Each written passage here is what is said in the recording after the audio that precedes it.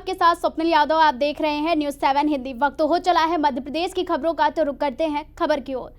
मंदसौर जिले के शामगढ़ में शनिवार रात को एक तेज रफ्तार एम्बुलेंस चालक ने एक अधेड़ को टक्कर मार दी। इसके बाद उसे अस्पताल ले जाने के बजाय चौराहे पर फेंक कर चला गया। उपचार के दौरान व्यक्ति की मौत हो गई। जानकारी के अनुसार नारायण सिंह पुत्र मांगू सिंह निवासी अकाली दीवान किसी कार्य से जा रहे थे, तभी एक एम्बुलेंस चालक ने टक्कर मार दी। दुर्घटना के बाद घायल अवस्था में उसी एम्बुलेंस से शामगढ़ लाया। इसके बाद गंभीर हालत में नारायण सिंह को डिंपल चौराहे स्थित पट्टी वाली दुकान के पास फेंक कर चले गए। फिलहाल पुलिस सीसीटीवी फुटेज के आधार पर जांच कर रही है और चालक की गिरफ्तारी के प्रयास कर रही है।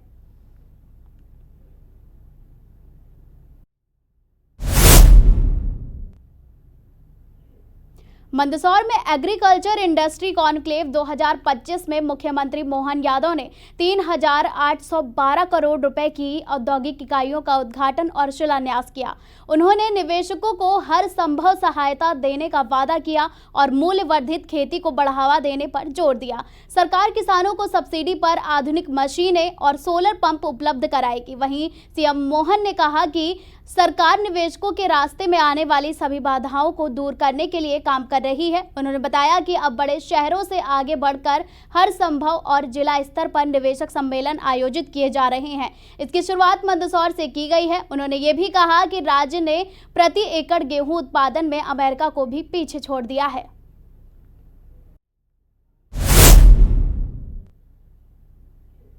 मध्य प्रदेश सरकार में मंत्री विश्वास सारंग ने शनिवार को रेप और ब्लैकमेलिंग के मुख्य आरोपी फरहान अली को लेकर बड़ा बयान दिया। उन्होंने कहा कि पुलिस को आरोपी के सीने में गोली मारनी चाहिए थी। सारंग ने आगे कहा कि मुझे हैरानी है कि गोली उसके पैर पे क्यों मारी गई, उसे सीने में मारी जानी चाहिए थी। ऐसे अपराधियों को इस देश में रहने का कोई हक नहीं है। मंत्री सारंग ने आगे कहा कि लव जिहाद और रेप जैसे घिनौने अपराध करने वालों के लिए समाज में कोई जगह नहीं होनी चाहिए। उन्होंने जोर देकर कहा कि ऐसे लोगों को सख्त सजा मिलनी चाहिए ताकि आने वाले समय में कोई भी इस तरह की हरकत करने की हिम्मत ना करे। उन्होंने आगे कहा कि पुलिस को ऐसे अपराधियों से नरमी नहीं बरतनी चाहिए।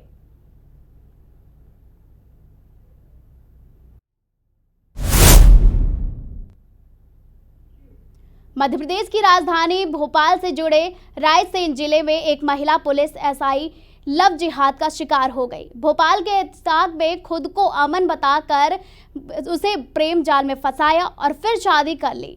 महिला को इस फेरअप का पता नहीं चल पाया, फेरबदल हो चुकी थी। उसने फरवरी 2025 में थाने में इसकी शिकायत दर्ज कराई, लेकिन उसके साथ ही महीनों में ही इस मामले को दबाया जा रहा था। भोपाल में हिंदू लड़कियों के साथ दुष्कर्म और ब्लैकमेल करने वाले गिरोह की वारदातें सामने आने के बाद जब जन विरोध बढ़ा तो पुलिस ने आरोपित को गिरफ्तार कर लिया।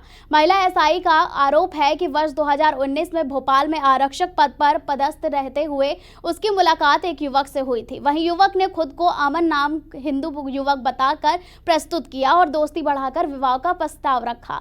कुछ ही समय में दोनों के बीच नजदीकियां बढ़ी और उन्होंने विवाह कर लिया। एक वर्ष बाद 2020 में महिला को तब सच्चाई का पता चला जब एक मकान की रजिस्ट्री के दौरान दस्तावेजों में युवक का असली नाम इस्तिहाक अहमद दर्ज मिला।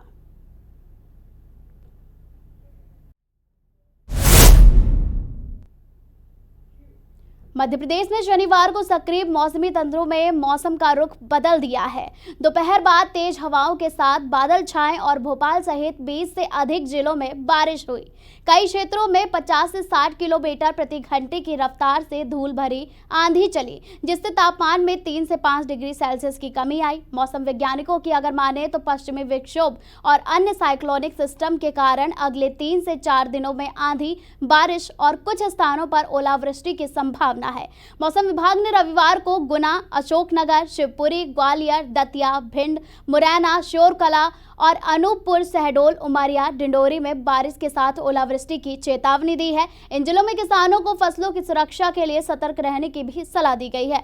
मौसम विभाग का यह कहना है कि बदला मिजाज अगले कुछ दिनों तक राहत और चुनौतियां दोनों ला सकता है।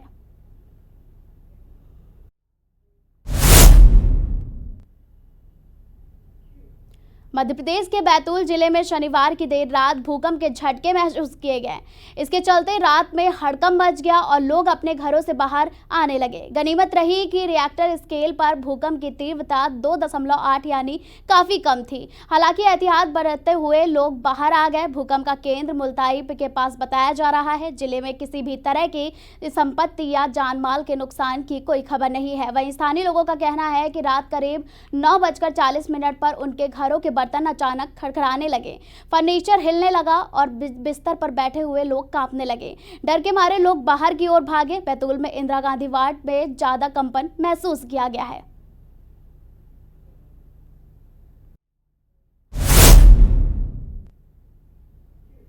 मध्य प्रदेश के मुख्यमंत्री डॉक्टर मोहन यादव ने केंद्र सरकार द्वारा जातिगत जनगणना कराए जाने के निर्णय को आजादी के बाद का सबसे बड़ा और ऐतिहासिक फैसला बताया है। उन्होंने कहा कि प्रधानमंत्री नरेंद्र मोदी के नेतृत्व में देश के एक ऐसा निर्णय लिया गया है जो समता, समरसता, सुशासन और सामाजिक न्याय की दिशा में एक नया युग स्थापित करेगा। वहीं मुख्यमंत्री ने कहा कि जनगणना की घोषणा करना और उसमें जातिगत आधार पर जनगणना को शामिल करना आजादी के बाद किसी भी प्रधानमंत्री द्वारा लिया गया अब तक का सबसे बड़ा निर्णय है। यह फैसला दर्शाता है कि प्रधानमंत्री नरेंद्र मोदी न केवल दूरदृष्टिता है बल्कि साहसी निर्णय लेने की भी क्षमता रखते हैं।